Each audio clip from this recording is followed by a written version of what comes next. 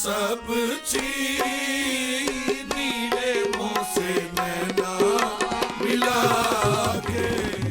नमस्कार, तरकश में आपका स्वागत है। हज़रत अबुल हसन यमीनुद्दीन खुसरो, जिन्हें लोग प्यार से अमीर खुसरो देहलवी या तूतिए हिंद के नाम से भी जानते हैं, वो ख़ुद अपने बारे में कहते हैं, तुर्क हिंदुस्तानियम मन हिंदवी गोयम जवाब, यानी मैं एक तुर्क हिंदुस्तानी हूँ, हिंदवी बोलता और जानता हूँ और उसी में जवाब देता हूँ। अमीर खुसरो बहुत सारी खूबियों के मालिक थे। वो शायर थे, इतिहासकार थे, फ़ौजी जनरल थे, अदीब, सियासतदान, मौसीक़ीकार, गुलकार, फ़लसफ़ी, सूफ़ी और न जाने क्या क्या। अमीर खुसरो ने इस भारतीय उपमहाद्वीप को एक बहुत ही खूबसूरत नाम दिया, हिंदुस्तान, नागरिकता दी हिंदी, और एक बहुत ही खूबसूरत ज़बान दी हिंदवी, जो आगे चलकर हिंदी और उर्दू ज़बान के नाम से मशहूर हुई।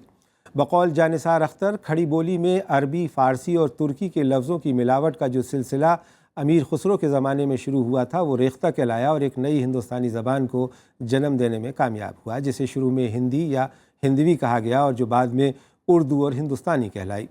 अमीर खुसरो ने इस ज़बान को एक नया रंग रूप दिया। एक तरफ जहाँ उन्होंने अपनी शायरी में फ़ारसी का इस्तेमाल करते हुए ज़िहाल मिस्कीन, मकुन तगाफुल, दुराए नैना बनाए बतियाँ, सखी पिया को जो मैं न देखूं तो कैसे काटूं अंधेरी रतियाँ, वहीं दूसरी जानिब उन्होंने अवधी और ब्रज भाषा का इस्तेमाल करते हुए लिखा, छाप तिलक सब ले लीली मुँह से नैना मिलाए के, और बहुत कठिन है डगर पनघट की जैसी शायरी की। इसके अलावा उन्होंने गज़ल, मसनवी, क़ता, रुबाई, दो बैती और तरक़ीबंद में अपनी शायरी की, अनगिनत दोहे, गीत, कहमुकरियाँ, दो सुखने, पहेलियाँ और न जाने क्या क्या लिखा। साथ ही अमीर खुसरो ने मौसीक़ी को दो नायाब तोहफ़े दिए, जिन्हें सितार और तबला के नाम से जाना जाता है। हज़रत अमीर खुसरो बाबाए कव्वाली भी कहे जाते हैं, जिन्होंने मौसीक़ी के इस सूफ़ीपन को नया अंदाज़ दिया और भारत पाक की शायद ही कोई ऐसी दरगाह हो जहाँ सालाना उर्स के दौरान उनका कलाम ना पढ़ा जाता हो।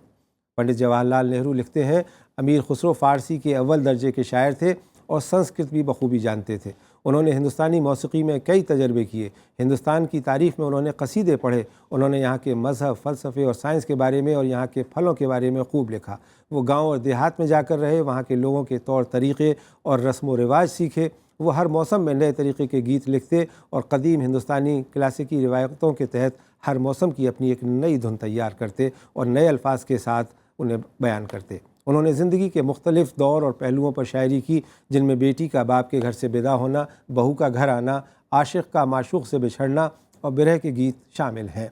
चाहे बाहर का मौसम हो, ठंड पड़ रही हो या गर्मी में ज़मीन सूख रही हो, अमीर खुसरो ने इन सब पर लिखा। सैकड़ों बरस पहले लिखे गए अमीर खुसरो के गीत आज भी हिंदुस्तान के बहुत से गाँवों में गाए जाते हैं। ख़ासकर बरसात के मौसम में बागों में या दरख्तों पर बड़े बड़े हिंडोले झूले जाते हैं और गाँव की लड़कियाँ और लड़के एक साथ इकट्ठा होकर बरखा ऋतु का जश्न मनाते हैं। अमीर खुसरो को अपने वतन हिंदुस्तान से बेहद प्यार था और इसकी शान में उन्होंने क़सीदे लिखे। दिल्ली के जवाहरलाल नेहरू विश्वविद्यालय में फ़ारसी के उस्ताद डॉक्टर अखलाक अहमद आहन ने अमीर खुसरो के इसी नज़रिए को एक किताब की शक्ल दी है, जिसका उन्वान है अमीर खुसरोज़ इंडिया, यानी अमीर खुसरो का हिंदुस्तान। आज तरकश में हमारे मेहमान हैं डॉक्टर अखलाक अहमद। स्वागत है आपका, खुशामदीद। सबसे पहले तो मैं आपसे जानना चाहूँगा कि अमीर खुसरो का हिंदुस्तान या अमीर खुसरोज़ इंडिया की किताब तश्कील करने की आपके दिमाग में बात कहाँ से आई, क्यों आई? बहुत शुक्रिया। ये जैसा कि हम जानते हैं कि अमीर खुसरो एक हमारे सिविलाइजेशनल आइकॉन हैं, और जब हम उनको सिविलाइजेशनल आइकॉन कहते हैं तो हमारे जहन में हिंदुस्तान का पूरा नक्शा आता है। और शायद कुदरत को ये मंजूर था कि एक हमें अमीर खुसरो पैदा करना है जो हिंदुस्तान की तमाम बोलियों, तमाम ज़बानों, भाषाओं और यहाँ की जो तहज़ीबी रवायात हैं उनकी नुमाइंदगी इस शायर के ज़रिए हो। उन्होंने हम जानते हैं कि अमीर खुसरो पहले ऐसे शायर हैं जिन्होंने ज़िंदगी के मुख्तलिफ़ हिस्सों में जो हमारी हिंदुस्तानी तहज़ीब और हमारी जो संस्कृति है उससे जुड़ी हुई है, उसको अपनी शायरी में ढाला। और ये पहले ऐसे शायर हैं जिन्होंने हिंदुस्तान की तारीफ़ में इतनी बेहतरीन और ख़ूबसूरत तरीक़े से एक उनकी मसनवी है जिसका नाम है नौ सपहर, यानी 9 आसमान, और उसमें हिंदुस्तान की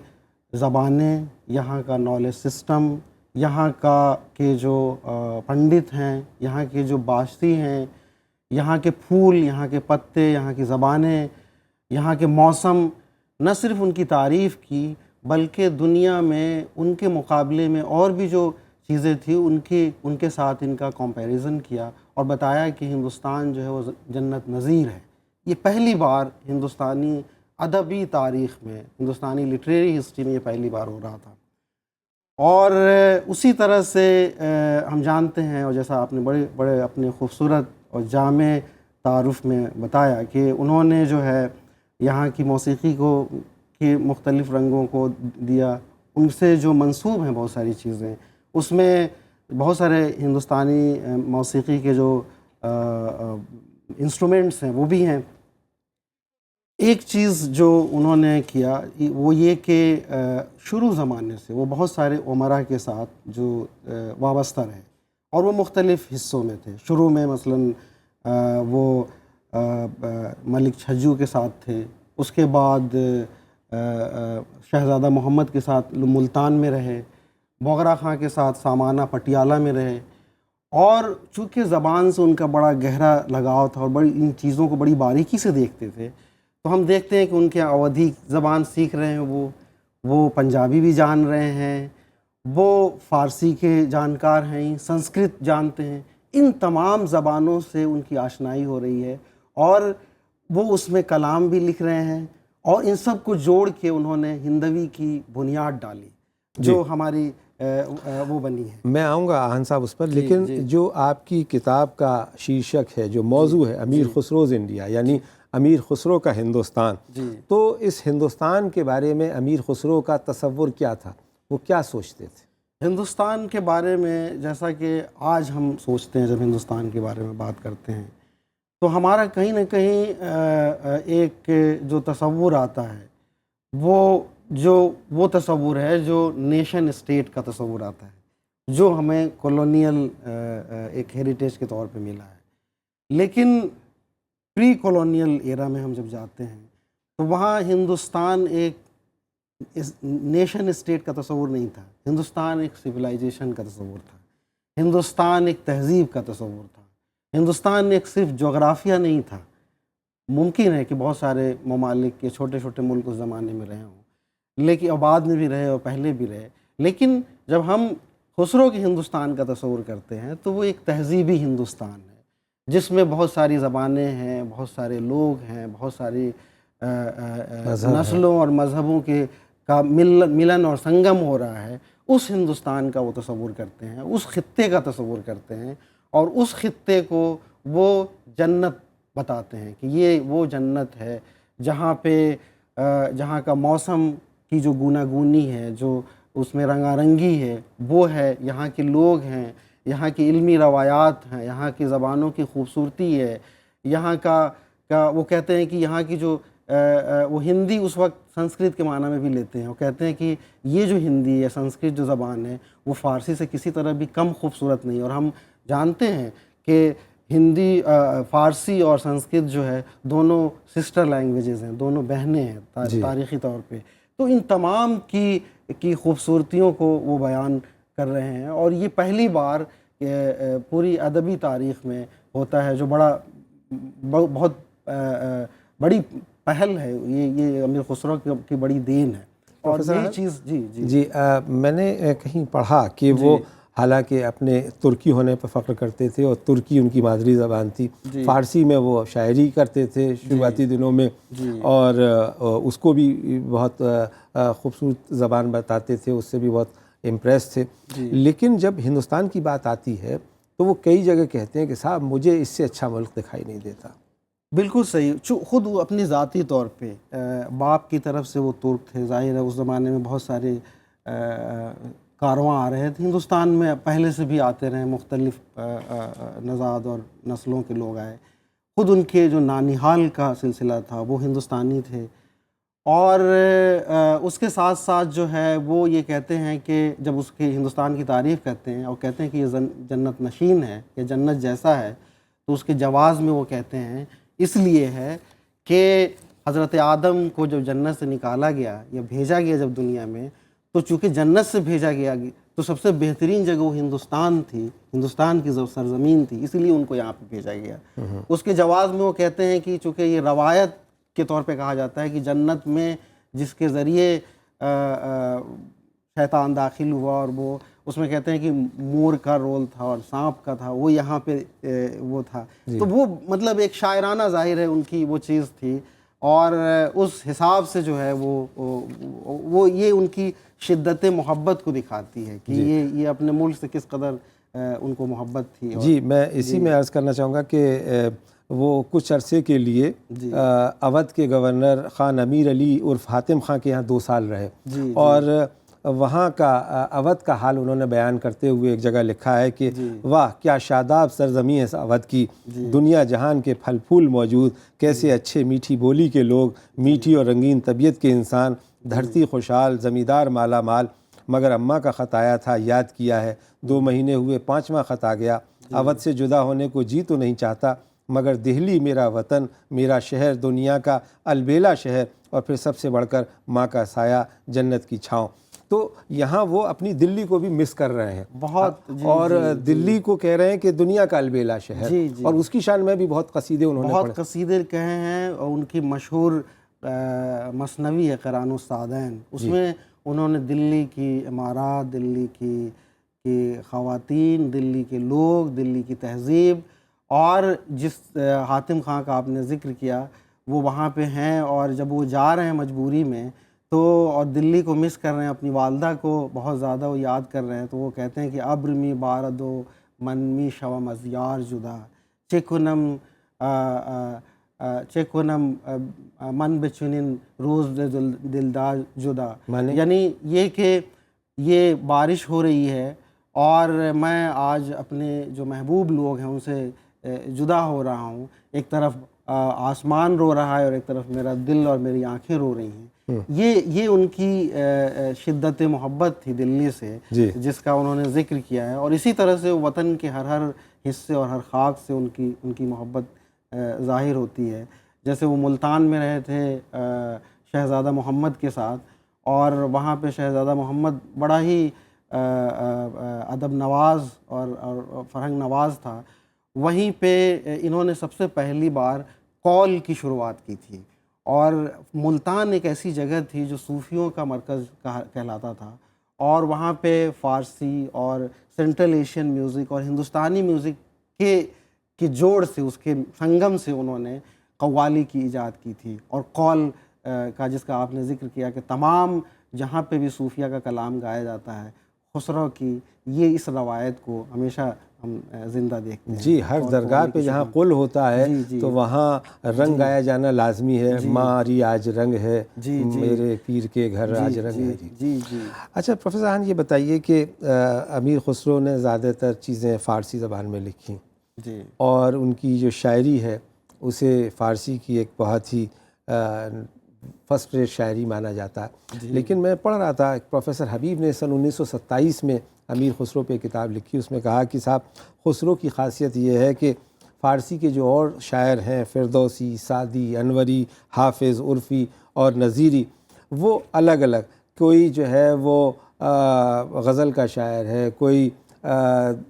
دوسری چیز کہہ رہا ہے، لیکن امیر خسرو کے ہاں ہم کو ان سب کا امالگم دیکھنے کو ملتا ہے۔ امیر خسرو ایک ورسٹائل جینیس ہیں۔ امیر خسرو کی پوری شخصیت جو ہے، ویسی مثال نہ صرف ہمیں ہندوستانی تاریخ میں یا فارسی انڈو پرشین ورلڈ میں، بلکہ دنیا کی تاریخ میں ملنا بڑا مشکل ہے۔ وہ ایک طرف سپاہی ہیں، درباری ہیں، امیر ہیں، اور بڑے اچھے سیاستدان ہیں کہ 10 امیروں اور بادشاہوں کے ساتھ ان کا رہنا، 10 جو ایک بادشاہ آتا تھا دوسرے بادشاہ اس تمام کو ہٹا دیتے تھے، لیکن یہاں پہ ہم دیکھتے ہیں کتنے بڑے وہ سیاستدان بھی ہیں۔ موسیقی کے بارے میں ذکر آیا کہ انہوں نے کئی سارے راگ اور کئی ساری چیزیں انہوں نے ایجاد کی، اور بہت سارے انسٹرومنٹ کے بارے میں ان سے جوڑا جاتا ہے۔ اسی طرح سے فارسی شاعر کی حیثیت سے ان کی شخصیت بے مثال ہے، اور وہ آپ دیکھیں کہ ان سے پہلے کسی بھی شاعر نے ہم 1 یا 2 دیوان دیکھتے ہیں، امیر خسرو کے 5 دیوان ہیں، اور پہلا دیوان انہوں نے 19 سال کی عمر میں اس کو ترتیب دیا، جسے دیکھ کے دنیا کا عظیم فارسی شاعر سعدی، جو اپنی زندگی میں بڑے مشہور ہو گئے تھے، انہوں نے کہا کہ جب ان کو دعوت دی گئی ہندوستان آنے کی، انہوں نے کہا کہ بھائی آپ کے یہاں خسرو جیسا شاعر ہے، ہمیں آنے کی ضرورت نہیں ہے۔ 19 سال کی عمر میں 19 پہلا سال کی عمر میں تحفۃ الصغر کے نام سے انہوں نے پہلا دیوان ترتیب دیا تھا۔ اس کے بعد دوسرا دیوان انہوں نے وسط الحیات کے نام سے کیا۔ تیسرا دیوان ان کا غرۃ الکمال ہے، جس کا انہوں نے انٹروڈکشن لکھا، اور وہ انٹروڈکشن کمال کی چیز ہے۔ اس میں انہوں نے پہلی بار شاعری کے جو اصول ہیں اور شاعر کیسے ہونی چاہیے اور کس شاعر کا کیا مقام ہو سکتا ہے، اس کا انہوں نے ذکر کیا۔ وہی منبع ہے جہاں سے ہمیں پتہ چلتا ہے کہ انہوں نے جو ہے ہندوی میں بھی شاعری کی شروعات کی تھی، اور کیسے ہندوی زبان بن رہی ہے اس پہ کام ہونا چاہیے۔ اس کے بعد انہوں نے بقیہ نقیہ لکھا، بقیہ نقیہ دیوان ترتیب دیا۔ اس کے بعد انہوں نے 5واں اور آخری دیوان نہایت الکمال، 5 تو دیوان ہیں ان کے۔ ہم بڑے بڑے شاعروں کو دیکھتے ہیں، حافظ بڑے شاعروں کا 1 دیوان ہے، اور بھی بڑے شعراء ہیں۔ یہ تو غزلوں اور قصائد کا مجموعہ ہو گیا۔ مثنویوں کے لحاظ سے ایک روایت فارسی میں شروع ہوئی تھی جس کو خمسہ کہا جاتا ہے، جس میں 5 لیجنڈز کا ذکر اور کہانیوں کا ذکر ہوتا ہے۔ وہ نظامی ایک بڑے شاعر تھے جو ان سے پہلے کیا، اور نظامی کی تقلید میں، ان کی پیروی میں کم سے کم 200 شاعروں نے خمسہ لکھنے کی کوشش کی، لیکن صرف 2 شاعر کامیاب ہوئے۔ ایک امیر خسرو تھے جنہوں نے فارسی میں لکھی، اور دوسرے امیر علی شیر نوائی تھے جنہوں نے ترکی میں لکھی، اور وہ بھی ان کے کنٹمپریری اور نہیں، ان کے 100 سال بعد ہوئے، اور وہ ان کے پیرو میں سے تھے۔ اور یہ کمال تھا یہ مثنوی میں، اور نظامی نے 23 سال لگائے، خسرو نے صرف 2.5 سال میں یہ کمال کر دکھایا۔ اس کے علاوہ انہوں نے تاریخی مثنویاں کئی لکھی ہیں، قرآن السعدین لکھا ہے، نوسیپیر جس کا میں نے ابھی ذکر کیا، کہ کسی بھی ملک کے بارے میں وہاں کے کسی شاعر نے اس طرح سے اس ملک اور اس کی جغرافیہ اور اس کی تاریخ و تہذیب کی تعریف نہیں کی جس طرح امیر خسرو نے نوسیپیر میں کی۔ یہ اپنے آپ میں ایک کمال کی چیز ہے۔ یہی نہیں رکتے، وہ نثر میں بھی کمال کے نثر نگار ہیں، پروز رائٹر ہیں۔ انہوں نے اعجاز خسروی لکھی جو 5 جلدوں میں ہے، اور اس میں مختلف موضوعات پہ انہوں نے لکھا ہے۔ وہ پہلے آدمی ہیں جنہوں نے فارسی گرامر کی ترتیب دی ہے۔ وہ خود نوسیپیر میں لکھتے ہیں کہ مجھے ہندوستانی موسیقی کے بارے میں اتنا علم ہے کہ اگر میں لکھوں تو 3 والیوم لکھوں گا اس پہ۔ اور اسی طرح سے اور بھی بہت ساری چیزوں پہ کہتے ہیں۔ وہ کہتے ہیں کہ ہندوستان کا جو پنڈت ہے وہ دنیا میں اس کے نالج کا مقابلہ نہیں ہو سکتا، وہ ارسطو سے زیادہ نالج والا ہے، لیکن وہ کھلتا نہیں ہے، کسی کو بتاتا نہیں ہے جب تک وہ اس کو یقین نہ ہو جائے کہ سامنے والا اس لائق ہے اور میں نے وہ چیز حاصل کی ہے۔ یعنی ہندوستان کا جتنا نالج ٹریڈیشن ہے، ہندوستانی جو پورے پرشین ورلڈ کا یا جو ایشیا مرکزی کا، جن کا سنگم ہے ہماری تہذیب، ان سب کا مجموعہ امیر خسرو ہیں، اور ان کی مثال کہیں ہم نہیں دیکھتے۔ پروفیسر احسان، اس کے علاوہ چونکہ آپ نے بھی شروع میں کہا کہ امیر خسرو ایک ملٹی فیسٹڈ پرسنالٹی ہے، بہت ہی ورسٹائل پرسنالٹی ہے،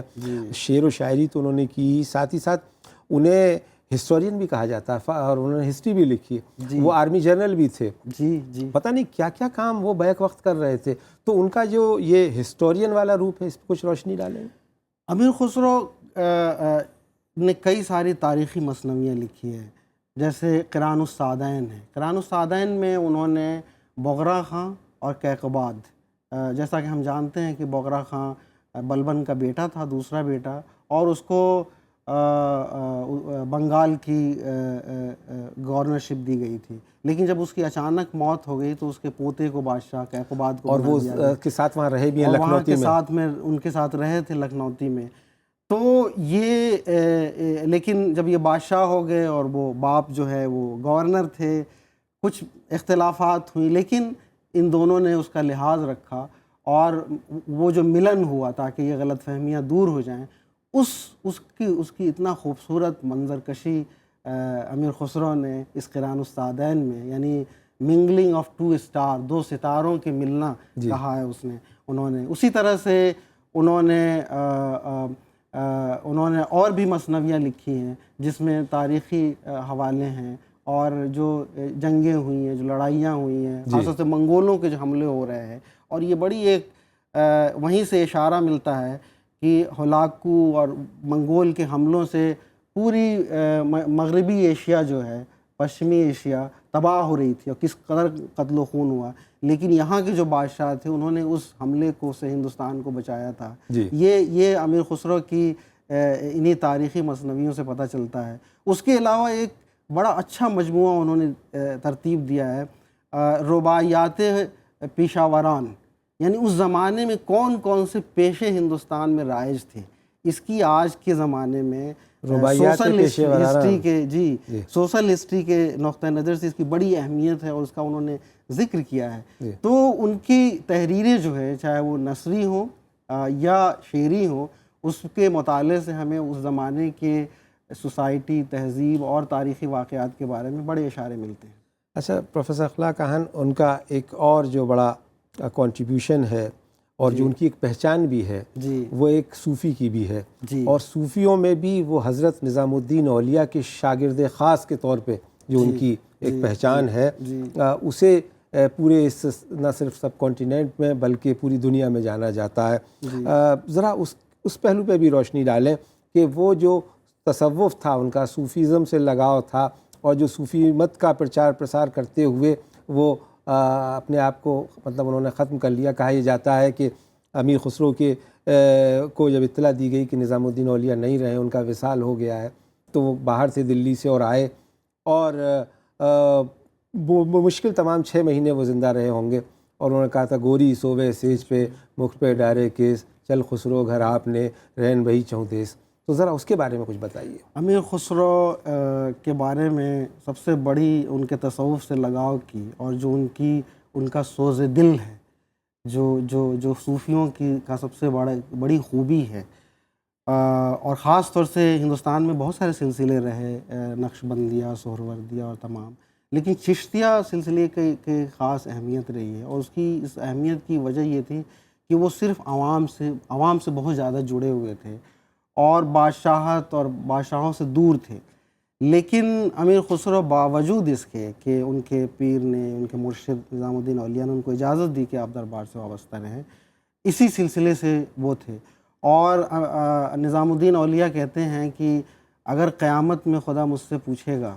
کہ تم دنیا سے کیا لائے ہو، تو میں کہوں گا کہ امیر خسرو کا سوز دل لایا ہوں۔ کیا بات! تو یہ امیر خسرو کا کمال ہے۔ بہت سارے لوگ یہ کہتے ہیں کہ چونکہ حضرت نظام الدین اولیاء نے ان کو اپنا خلیفہ نہیں بنایا، یہ ایک ٹیکنیکل چیز تھی کیونکہ وہ دربار سے جڑے ہوئے تھے، لیکن تصوف کا تعلق جو ہے وہ ظواہر سے نہیں ہے۔ تصوف کا تعلق جو ہے عرفان ذات سے ہے، دل کی حالت سے ہے، سوز دروں سے ہے،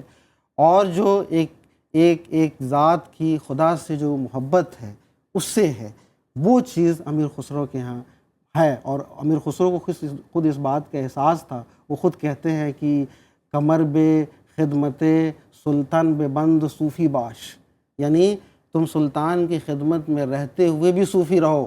یعنی جس کو کہتے ہیں تصوف کے صوفیوں کے یہاں کہ انجمن در خلوت اور خلوت در انجمن، یعنی وہ انجمن میں تو ہیں لیکن اس کے باوجود بھی جو ان کی داخلی دنیا ہے، جو ان کی اندرونی دنیا ہے،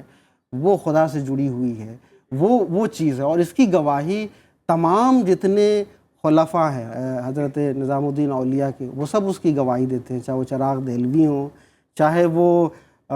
گیسو دراز ہوں، چاہے وہ برہان الدین غریب ہوں، باقی تمام جتنے صوفیاء ہیں ان سب نے اس بات کی گواہی دی ان تحریروں میں، امیر خرد ہوں، ان تمام جو تذکرے لکھے گئے ہیں، اور ان کی شاعری کی جو خوبی ہے، جو فارسی شاعروں میں ان کو ممتاز مقام عطا کرتی ہے، وہ یہی شیرینیت اور سوز دل ہے۔ وہ کہتے ہیں کہ مثلاً وہ کہتے ہیں کہ آفاق ہا گردید ام، حسن بتا ورزید ام، بسیار خوباں دید ام، اما تو چیزیں دیگری، من تو شدم تو من شدی، من تن شدم تو جان شدی، تاکس نہ گوید بعد از این من دیگرم تو دیگری۔ یہ اس طرح کی چیزیں جو ہیں ان کے ہاں جو یہ روانی جو آتی ہے، یہ سوز اور یہ جلن جو آتی ہے، وہ ایک صوفی کہ یہاں ہی ہو سکتی ہے، اور اس کا ہم ہر جگہ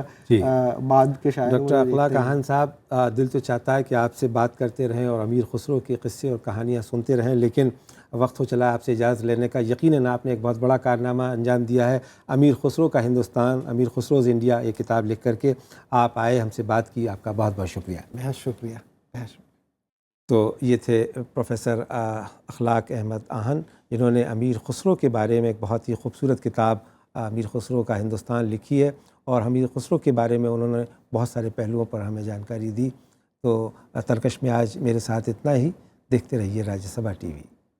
چھاپ تلک سب چیز نیلے منہ سے نینا ملا کے